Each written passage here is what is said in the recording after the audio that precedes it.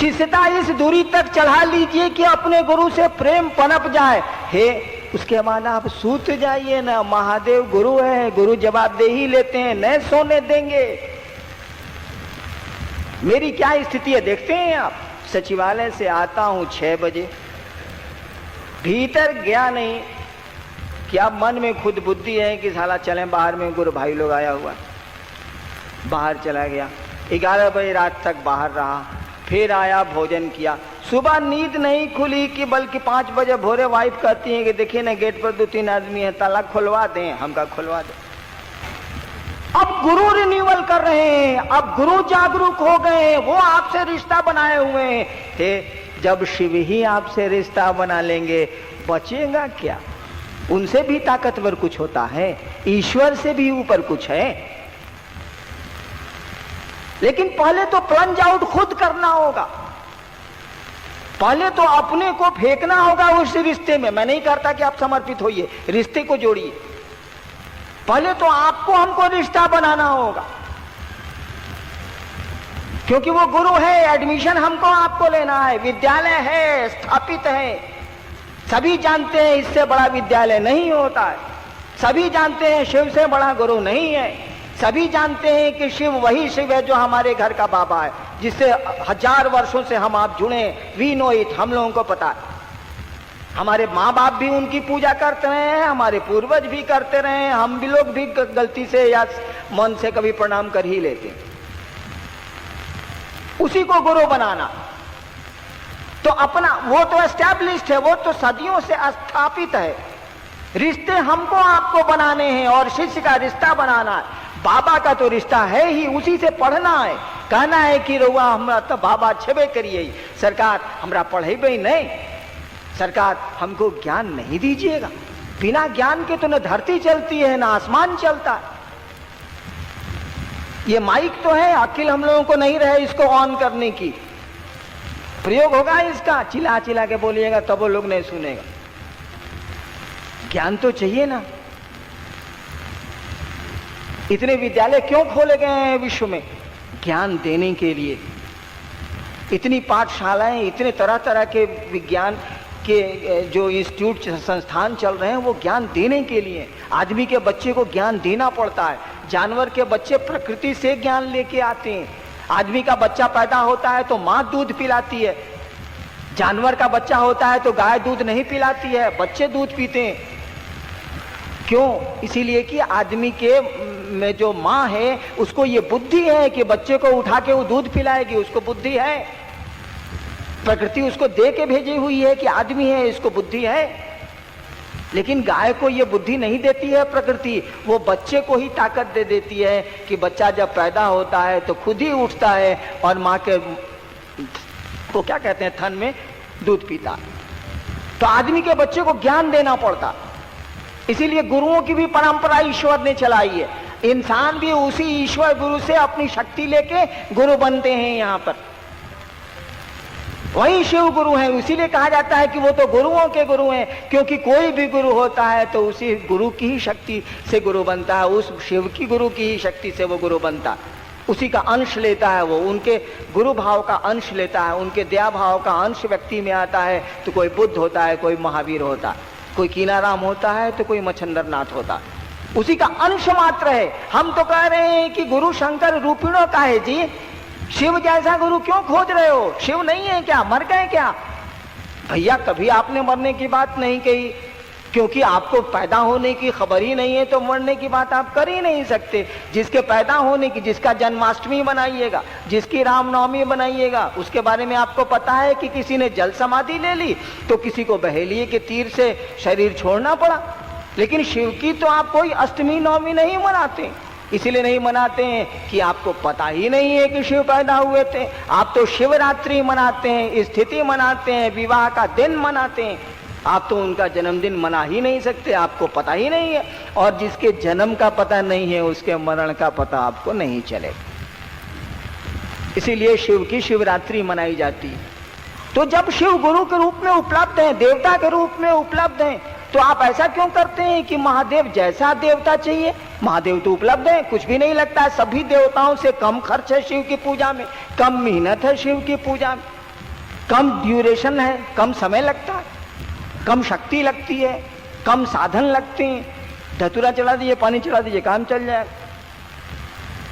भजन भी नहीं गाना है, वो मुंह में कैसे अंगूठा हिलाते हैं लोग, वो कर देते हैं, उसी से काम चल जाता है। जिसको गाने नहीं भी आता है वो भी कर सकता, कोई दिक्कत नहीं।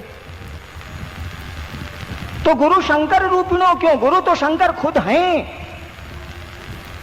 गांव मोहल्ले में शिव की पूजा हो रही है, घर घर में शिव की पूजा हो रही।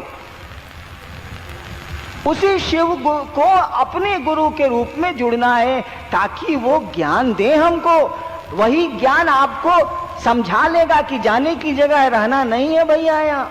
वही ज्ञान आपको इस दुनिया में भी काम करेगा, वही ज्ञान आसमान में भी काम करेगा। गुरु ही ज्ञान देते हैं।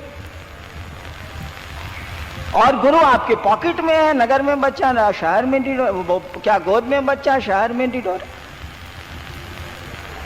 और रिश्ते बनाइए, अपने रिश्ते बनाइए, पहले अपने से रिन्यूअल कीजिए।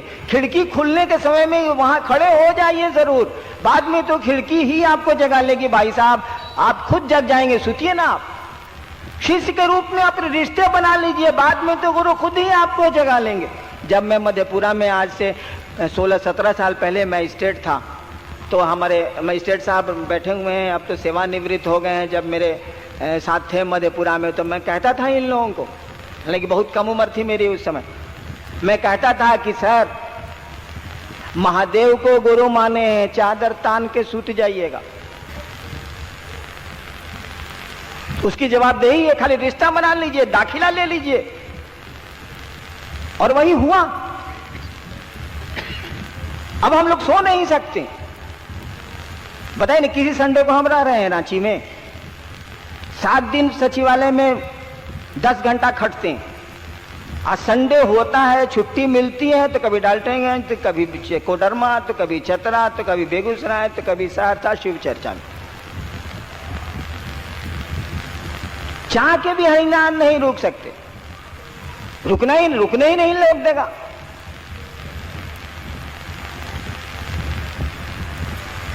यानी वही रिन्यूअल कर रहा है। अब तो शिव ही आपको हमको जगा रहे हैं। बस मामला खत्म हो गया। जब शिव की तरफ से चली दोस्ती, शिव की तरफ से चला प्यार, तब क्या दिक्कत है, तब क्या मेहनत। शुरू में मेहनत, शुरू में संकल्प की जरूरत है, शुरू में भाव की जरूरत है, शुरू में इस विचार को कायम रखने की जरूरत है कि हे सरकार आप मेरे गुरु हैं, हम पर दया नहीं करिएगा। क्या लगता है इसमें, हमको जरा समझाइए तो आप लोग। रात में सोने गए हैं बिस्तर पर, बिछौना में बिछौना पर चले गए, चादर ओढ़ लीजिए, रांची है ठंड पड़ती, सूत जाइए। नींद आने के पहले महादेव की तस्वीर अगर मानते हैं तो कोई तस्वीर दिमाग में आने दीजिए, याद करिए। नहीं मानते हैं तो शून्य में अपने मन को ले जाइए। सोचिए कि हम आसमान में हैं और पूरी धरती के ऊपर बैठे हैं, और उस शून्य में अपने मन को ये समझाइए कि तू महादेव का चेला है, हे शिव आप मेरे गुरु हैं, हम पर दया करिए। या नहीं, अगर तस्वीर मानते हैं तो कोई तस्वीर शिव की दिमाग में ले आइए, प्रणाम करिए, मोने मन करिए। बोल के प्रणाम कहाँ होता, मुंह से प्रणाम करना तो प्रणाम नहीं होता है, प्रणाम तो मन करता है, नमन तो मन करता है। और यही कारण है कि इतना नमः शिवाय का जप लोग करते हैं, इतना राम राम करते हैं लोग, इतना बजरंगबली का नाम लेते हैं। और आदमी से मिलिएगा ना, हम तो देखा है भैया कि 25 साल 30 साल 50 साल से कई लोग हैं जो ओम नमः शिवाय का रोज जप करते हैं, 5 माला 8 माला। अब मिलिएगा तो लगेगा कि साला आदमी नहीं है, तो महादेव क्या होगा। अरे इंसान ना भगवान बनता है, इंसान के शरीर में साला वो आदमी नहीं है। ये इतना नमः शिवाय करता है, इतना मंदिर जाता है, गरीब आदमी भी आवेगा, बेचारा निसहाय कोई आवेगा, बिना घूस लिए उसका काम नहीं करेगा, उसको भी लूटेगा। दोष समझाने वाले का, इंसान का बच्चा उसको ज्ञान नहीं दीजिएगा, नहीं समझेगा, वो दोष उसका नहीं। पुल कमजोर है तो इसमें पुल का कोई दोष नहीं है, बनाने वाले ने गलती की, पुल क्या करेगा, उस इंसान की कोई गलती नहीं है, वो तो आज के मौसम का फल है। आज के मौसम में जैसे फल उगते हैं, इंसान उगते हैं, उसी का एक रूप है वो। उसको प्रणाम करना किसी ने सिखलाया ही नहीं, उसको नमः शिवाय का जप करना किसी ने सिखलाया ही नहीं। कोई गुरु मिला ही नहीं कि उसके मन को उस भगवती के सामने झुका दे। एंग रिंग क्लीन चामुंडा विच्चे कभी उससे हुआ ही नहीं। वो तो मुंह में कर रहा है, वो तो अग्नि में केवल हवन कर रहा है, इन मंत्रों की आहुति दे रहा है। मन से तो ये मंत्र कभी उसके निकले ही नहीं। मंत्र का क्या अर्थ होता है भाई साहब? मंत्र का मानी जिसका मनन किया जाए, जिसकी आवृत्ति ली जाए, जिसको दोहराया जाए, मन जिसको बार बार दोहराए, वो मंत्र है। इसीलिए कहा जाता है मंत्र मूलम गुरु वाक्यम, गुरु ने जो कहा वही तुम्हारा मंत्र है। मंत्र का मानी होता है मन जिसको बार बार दोहराए। गुरु ने जो कहा उसको बार बार दोहराइए, वो जो बोले हैं वही मंत्र है। मंत्र का अर्थ होता है मनन करना। मन ने तो कभी एंग रिंग क्लीन चामुंडाई विच्चे किया ही नहीं। मन तो भगवती को प्रणाम कर नहीं रहा, मन तो नमन कर रहा है पैसे को, सम्मान को, सुविधा को। गलती हमारी आपकी नहीं है, दोष हमारा आपका नहीं है। हम तो इस मौसम के फल हैं, हम तो ऐसे परिवेश में पलते हैं। दोष जाता है गुरु पर। अगर गुरु आपके ठीक नहीं है तो ये रिजल्ट आएंगे। हमने कहा कि भाई साहब महादेव को गुरु काहे नहीं मानते हैं? जानते हैं जबरदस्ती भी पुण्य कराया जाए तो उससे लाभ होता। सर जॉन वुडरॉफ का नाम सुना? कलकत्ता हाई कोर्ट में जज थे। उस समय एक ही हाई कोर्ट था पूरे देश में, कलकत्ते में। वहां एक जज थे, नाम था सर जॉन वुडरॉफ। एक बार एक भारतवर्ष का आदमी सर जॉन वुडरॉफ से मिलने गया। उस भारतवर्ष के आदमी ने कहा, धोती कुर्ता में वो आदमी गया, नाम बाद में बता देंगे। कहा कि वेल मिस्टर जस्टिस, मैं हिंदी में बोलता हूं। कहा कि सुनिए जज साहब, हमारे एक शिष्य ने खून नहीं किया है। आज आपके न्यायालय में उसका केस आया है, उसको फांसी नीचे हो गई है, आप उसको माफी दे देंगे? अंग्रेजी में उसने कहा उस जज को। भाई आज जो जज साहब के यहां कोई बात कहने जाए तो वो अरेस्ट होगा। वो जमाना था साहब। सर जॉन वुडरॉफ ने कहा गेट आउट, बाहर देख। कहा कि जज साहब मैं जा तो रहा हूं, लेकिन आपको ये बात कह देता हूं कि उस मेरे शिष्य ने खून नहीं किया है, गलत आरोप उस पर लगे हैं और आप उसके केस को एडमिट करेंगे और क्लीन एक्विटल देंगे आप। कहा गेट आउट।